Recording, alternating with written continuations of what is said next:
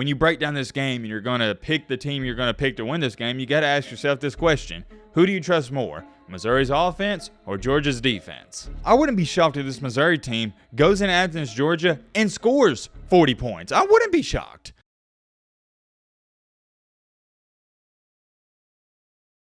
No need to fear. Halloween's over, and November Matt is here. Ho, ho, ho, ho, ho. Merry Christmas, everybody. I've came to the executive decision that this Missouri and Georgia game deserves its entirely separate preview. So I'll tell you what, tonight, come back later, we're going to do the entire full week. I was about to say week 9, but it's now, week 10 preview. It is week 10, and just thinking about it, kind of makes me a little bit sad. The season is more than halfway over. I don't even want to think about that. I know, yeah, by the way, we're not doing no intro, none of that. We're getting straight into it. However, with that being said, also, in today's video, I asked you guys, in last night's video, let me know your thoughts on the LSU-Bama game, and we're going to take a look at some of your guys' comments because I haven't seen them. I'm extremely curious to see what y'all got to say about the LSU-Bama game because it can go one or two ways. You got Alabama's really good and solid defense up against one of the best offenses in the country. So without further ado, let's check out some of these comments. My man Jesse White, he left a lengthy comment. I don't like to read a lot, but let's check it out. I actually think the X factor is Tommy Rees's play con. What about that? Pretty good perspective there. Let's be real, when Bama really wants to score, we do, which is what makes me mad with our offense. The play con against Tennessee in the second half came out of nowhere.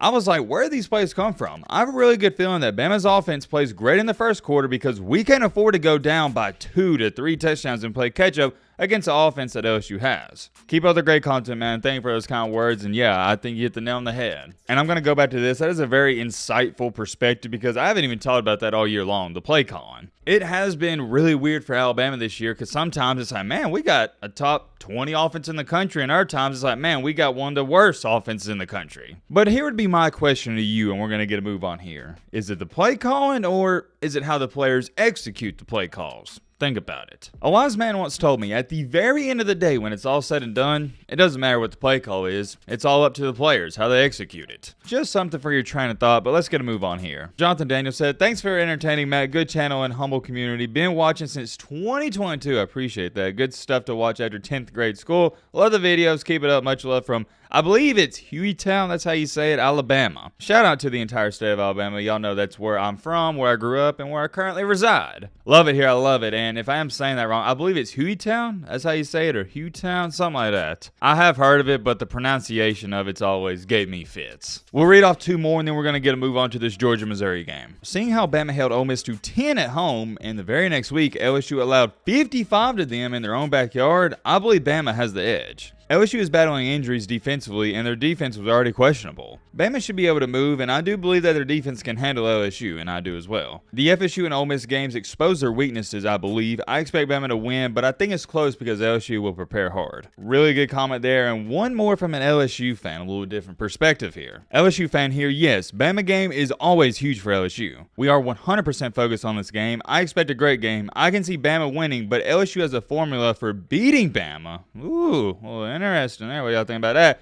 Great quarterback and weapons surrounding him. I really like that comment because that is the recipe to beating Bama. Number 1, elite quarterback, or have your quarterback play elite. Check. They have that in Jane Daniels. He did it last year, and also, they got great weapons. Let me ask you a question. Anytime Alabama loses, why do they lose? It's not because the other team has some monstrous defense. It's because you outscore them every single time. Very rarely in the Nick Saban ever, maybe only once or twice, has Alabama lost because the other team has a outstanding defense. It's always because you outscore them. The only time I would even say Alabama lost due to the other team having a monstrous defense was the 2021 National Championship game. But outside of that, every other time Alabama loses, it's a high-scoring affair, and the other team has a great quarterback and great weapons surrounding them, like this comment says right here. Really great comments from you guys. That's why I like reading them, because you guys offer some different perspectives that I don't think of. And trust me when I say this, I could sit up here for the next 30 minutes, and we could just read off these comments, talk about this Alabama-LSU game, but we got to get a move on to Georgia and Mizzou. Well, what do we have here? No longer number 1 Georgia. This is,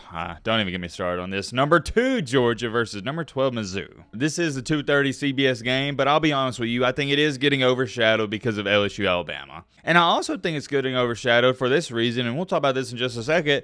Most people out here don't take Missouri seriously. They don't. And it's a flat-out shame because if you don't take them serious, well, you have been watching college football. And it's really funny because I remember heading into the season, in the offseason, I tried warning people. I said, hey, My sleeper in the East is Missouri. Watch out for them. They're going to make some noise. And for some odd reason, people didn't think too highly of this Missouri team. Granted, I will admit this, I did pick Kansas State in the K-State versus Missouri game. But that wasn't because I didn't think Missouri was good. That's just because I thought Kansas State was going to win the game. And Kansas State's still a solid team. They're in the top 25. And the crazy part about this is Missouri is so close to being undefeated. Off the top of my head, I believe they lost to LSU 49-39, but that score is deceiving. It was a one-score game up until the last possession where Missouri had to go for it and they threw a pick six. My point is in saying all this good stuff about Missouri, and I want you to get this through your head, this isn't a fluke, it's not a Cinderella run, they are legit, at least in my humble opinion. I have no idea what the line is for this game. Off the top of my head, yes, at Georgia's home stadium, so Georgia's probably favored by double digits. Let's pull it up. Okay, pulling it up right here, and yeah, Georgia is that's higher than what I thought, 15-point favorite. That is a lot of points considering Missouri 7-1 and ranked 12th in the country. I don't know, maybe y'all think that's fitting, but I only thought Georgia would be favored by 11 or 12 points. And as a Bama fan, hold on.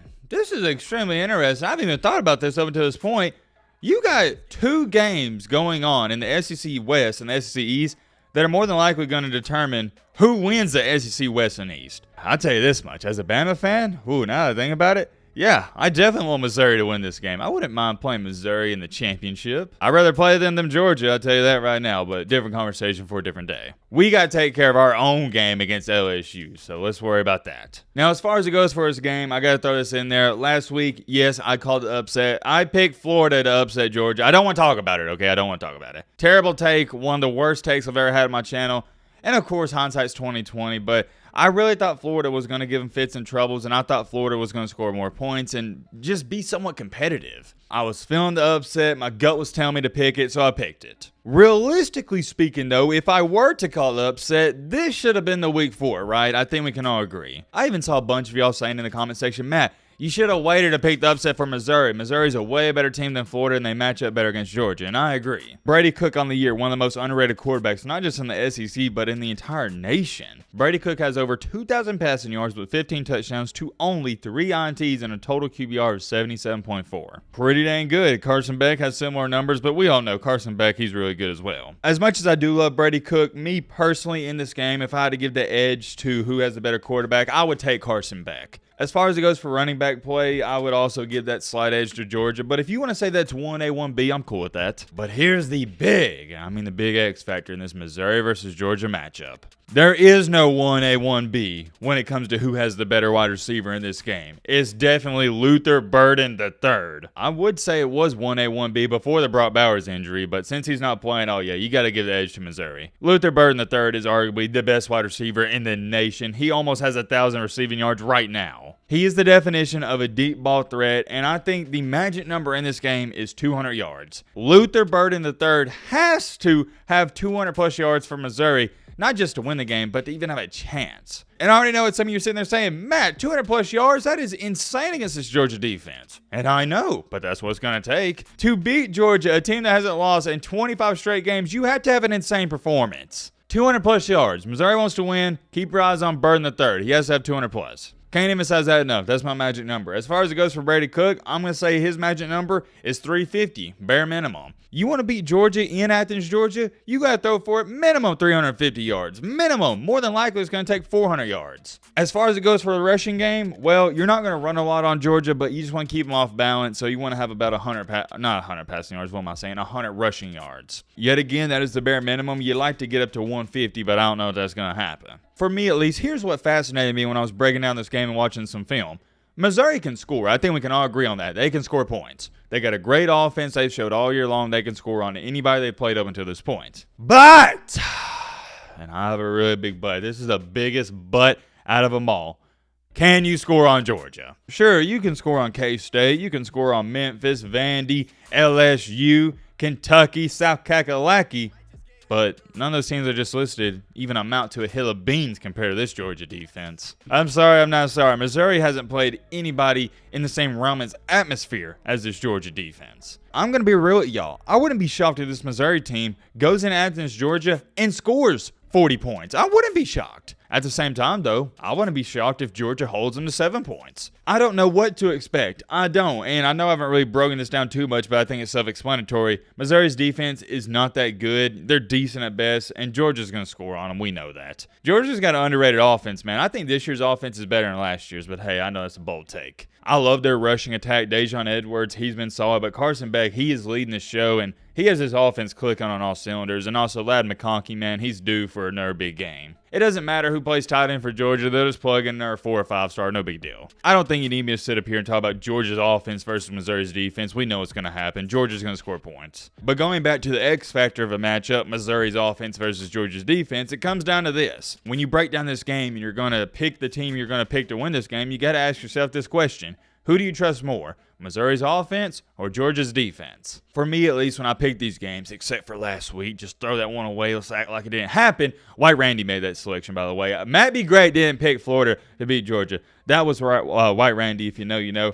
Anyways, like I was saying, when I go to pick these games, I always, 99.9% of the time, pick the team I trust more. And in this matchup and in this ball game, I trust the Georgia defense more than the Missouri offense. If you don't know where I'm going with this, yes, obviously, I'm taking Georgia to win this game. I don't know if it's going to be high scoring, low scoring. I don't know what to expect, but I'm going to meet you in the middle. I'm going to say Georgia wins this game 34-20. I'm really confident with that answer, and I'm curious. Let me know in the comment section. What do you expect? I just want to see how this Georgia defense fares off against Missouri's offense, because Missouri's offense, man, they can score. But it goes back to the biggest question of this video. Can they score against Georgia? Guess we'll find out. I'm curious. Let me know your thoughts down below. But